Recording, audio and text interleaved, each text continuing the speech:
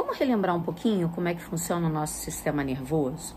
Nosso sistema nervoso ele é dividido entre sistema nervoso central e sistema nervoso periférico. O sistema nervoso central é aquilo que está no nosso encéfalo, tá? Na nossa cabeça, e a nossa medula, que passa por dentro da nossa coluna vertebral. O sistema nervoso periférico é todo um enraizamento nervoso que vai até as nossas periferias. Então, o sistema nervoso periférico ele chega tanto internamente a todos os cantinhos do nosso corpo, quanto na parte mais superficial, na parte mais periférica. O sistema nervoso central e periférico, eles se comunicam o tempo inteiro.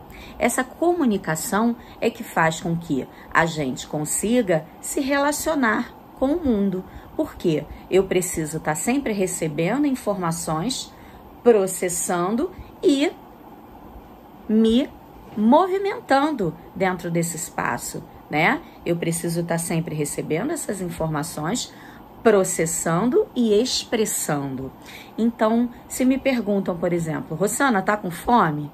Então, eu recebi essa pergunta, eu preciso recebê-la, eu preciso processá-la e eu preciso respondê-la. Eu preciso dizer, sim, estou com fome. Aliás, sempre, gente, enfim. Então, nesse sentido, essa nossa conexão, essa nossa comunicação com o mundo se dá a partir exatamente da nossa comunicação entre o nosso sistema nervoso periférico e central. Então, o meu sistema nervoso periférico, ele capta a informação, né? Ele capta a informação levei um beliscão, captou a informação que foi caminhando por toda uma rede sensorial de sinapses e chegou até a minha medula, que vai levar essa informação até o meu cérebro. Lá, essa informação vai ser processada e vai retornar pelo mesmo caminho. Volta do meu cérebro pela minha medula, ou seja, do meu sistema nervoso central, e caminha novamente para a minha periferia, exatamente onde eu levei o beliscão. E eu falo, ai, doeu, para, certo? Então, essa impressão das informações, esse processamento e essa expressão da minha reação, ela faz parte da conexão do meu sistema nervoso. Uma conexão que se dá entre uma comunicação do sistema nervoso periférico e do sistema nervoso central. Diante disso, a gente entende o que Lúria nos contou para esse processamento. Então, vamos lá. Eu recebi essa informação que foi carreada pelas minhas periferias, pelas minhas inervações. Quando chega aqui, para ela entrar no meu cérebro, é como se ela, batesse na porta. Ei, quero entrar. Exatamente a porta da primeira unidade funcional, ali do tronco encefálico. Por isso, a primeira unidade funcional é um local de vigília, é um local onde ele está atento para as informações que vão chegar. Essa informação entrou, muito bem. Ali, essa primeira unidade funcional amadurecida, ela recebe a informação e ela passa a informação para a segunda unidade funcional, que é exatamente o córtex posterior. Lá vai haver a interpretação dessa sensação, vai haver a organização dessa informação e o arquivamento dessa informação. Pensa na nossa cabeça como um grande HD de computador, né? No nosso computador a gente tem gavetinhas, a gente tem pastinhas, então vocês colocam lá curso 7 passos do desenvolvimento, pastinha tônus, vocês colocam o material do tônus, pastinha equilíbrio, vocês colocam o material do equilíbrio. Pois é, assim acontece com o nosso cérebro. Ele recebe essa informação e ele faz o quê? Ele interpreta, ele vai organizar e vai arquivar. Se você já teve uma experiência anterior com aquela informação, você vai ter mais mecanismos de processamento, né? Mas se é uma primeira experiência, ele vai interpretar em conexão com as outras experiências e vai arquivar. Por exemplo, para quem gosta de viajar, quando a gente viaja, a gente tem sempre experiências inusitadas. Então você vai se alimentar de um prato que você nunca comeu antes, né? Você vai experimentar e você vai fazer conexões daquela experiência com aquilo que você já conhece, com as suas preferências, se você gosta mais de salgado, mais de doce, se você gosta mais do amargo, do azedo, e ali você vai arquivar aquela experiência nova. Mas, se é uma experiência que você já teve antes, poxa, eu já comi isso no Brasil, talvez não tenha sido tão bem preparado quanto aqui, mas você já vai ter como procurar lá, o seu cérebro procura nos seus arquivos e vai dizer, ó, legal, ela gosta disso, ela já experimentou antes, ou não, ela não suportou, e melhor ela não comer, não fez bem a ela, né? E a partir desse processamento, né, essa resposta que já estão arquivadas aqui, vai caminhar, vai programar para que a terceira unidade funcional, exatamente no córtex anterior, emita a resposta. Sim, come, você vai gostar, você já experimentou antes. Você tá com fome, ataca. Ou, ó, não come, não experimenta, não foi legal, você não vai curtir. E assim, o córtex anterior, né, a terceira unidade funcional, que é exatamente a unidade em que vai executar essa resposta, programar e executar essa resposta, ela vai enviar essa resposta daqui, ó, do sistema nervoso central, pelo mesmo caminho, volta pela medula, que ainda é sistema nervoso central, e da medula ela vai para a ação.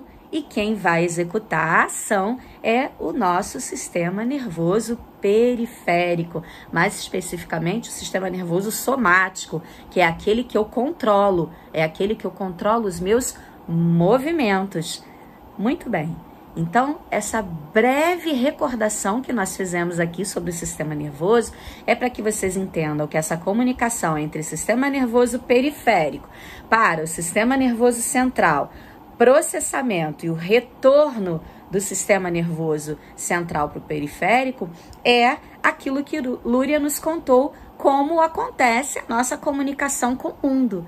O sistema nervoso periférico absorve as sensações, o neurônio sensorial leva através do sistema nervoso periférico para o central essas informações, lá elas são processadas e o sistema nervoso central emite a resposta que vai voltar pelo neurônio motor. Olha que maravilha, é o neurônio motor que carrega a resposta. Então ele vai sair do sistema nervoso central e vai lá para o sistema nervoso periférico executar essa ação, mais especificamente o sistema nervoso periférico somático. Entendido? Muito bem. Isso é Lúria, isso é aquilo que a gente utiliza o tempo inteiro no nosso dia, o tempo inteiro na nossa vida. É assim que o nosso cérebro funciona, uma plena conexão entre a nossa mente e o nosso corpo. Entendida a teoria de Lúria, nós chegamos agora à teoria do Vítor da Fonseca, que foi o autor que pegou exatamente essa construção de pensamento das 3 unidades funcionais de Lúria e adaptou para o entendimento de como se dá essa conexão entre o funcionamento do cérebro e o movimento. Obviamente, Lúria já tinha começado essas conexões, inclusive Lúria que nos contou que o tônus e o equilíbrio fazem parte da primeira unidade funcional. E Vítor da Fonseca deu continuidade a esse estudo, mais ou menos pela década de 70, quando ele construiu a bateria psicomotora, que é uma avaliação maravilhosa. Para quem não conhece, a gente tem um curso muito legal chamado Avaliando o Movimento, onde a gente trabalha profundamente a bateria psicomotora do Vítor da Fonseca, e ele lá nos disse como avaliar o desenvolvimento desses fatores psicomotores através de alguns testes. Mas aqui, o que a gente vai entender? Como foi que ele organizou essas unidades de funcionamento do Lúria e conectou com os fatores psicomotores. Porque basicamente o que Vítor da Fonseca quis nos dizer é que a gente não precisa rachar a cabeça de uma criança, abrir e olhar lá para ver se o cérebro está amadurecendo. Ó, a primeira unidade já amadureceu, gente, bota um ok aí. Não, não é isso.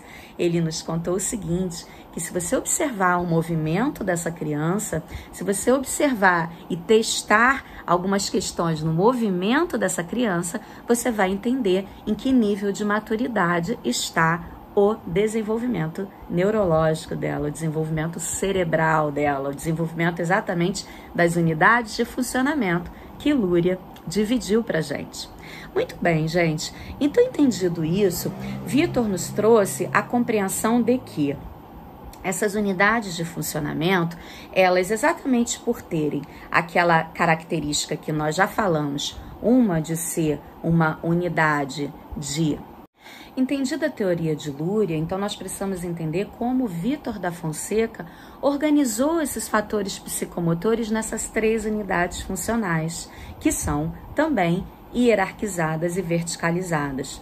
Então, ora bolas, Lúria nos contou que a primeira unidade funcional, ou seja, a área primária, ela é responsável pela projeção. É o lugar onde projeta as informações para que chegue mais à frente. A segunda unidade funcional, ou seja, a área secundária, ela é responsável pela associação dessas informações.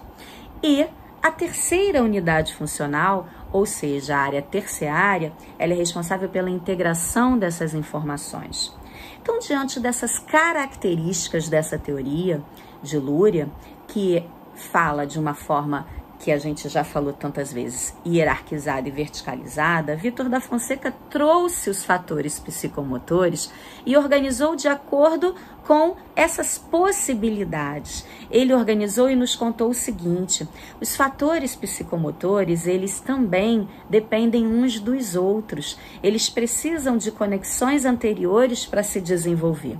E foi por isso que eu, Rossana Pugliese, criei essa metodologia onde eu coloquei esses fatores psicomotores em uma escada com 7 degraus, para que você compreenda que para chegar no degrau seguinte, você precisa passar pelo degrau anterior. Aqui não se pulam degraus. E nesse sentido, desde o 1º ao 7º degrau, a gente vai passando por fatores psicomotores e esses fatores psicomotores estão dentro de unidades funcionais do cérebro. Assim, a gente entende a teoria do Lúria, a teoria do Vítor da Fonseca e um pouquinho dessa metodologia que só tentou simplificar essa história, que não parece, mas é super complexa, meus amigos. Pois é. Então agora a gente vai falar um pouquinho como é que eles se dividiram. Lúria já nos contava isso, que a base dessa escada, o primeiro fator psicomotor, né, é aquele que está na unidade funcional primária, a área 1, que é o tônus. O segundo degrau, que também está na primeira unidade funcional, é o equilíbrio. Na sequência, vem a lateralidade, que está na segunda unidade funcional. Depois vem o 4º degrau. Esse 4º degrau é a noção do corpo. Ele também está na segunda unidade funcional. O 5º degrau é a estrutura espaço-temporal, que também está na segunda unidade funcional. E aí a gente chega ao 6º degrau, que é a praxia global. Aí a gente já chegou na terceira unidade funcional. E o ápice dessa escada, o topo desse desenvolvimento da ontogênese da motricidade humana é a praxia fina. Lá também estamos nessa unidade de integração, que é a terceira unidade funcional. Tudo isso está explicadinho no material anexo de vocês e a gente agora vai ver degrauzinho por degrauzinho. Falando assim parece difícil, né, gente? Mas não é não. É por isso que essa metodologia veio para poder ajudar vocês a compreender essa história. Vamos lá? Dúvidas? Manda para mim. Vamos começar porque no próximo vídeo a gente já vai falar sobre o tônus.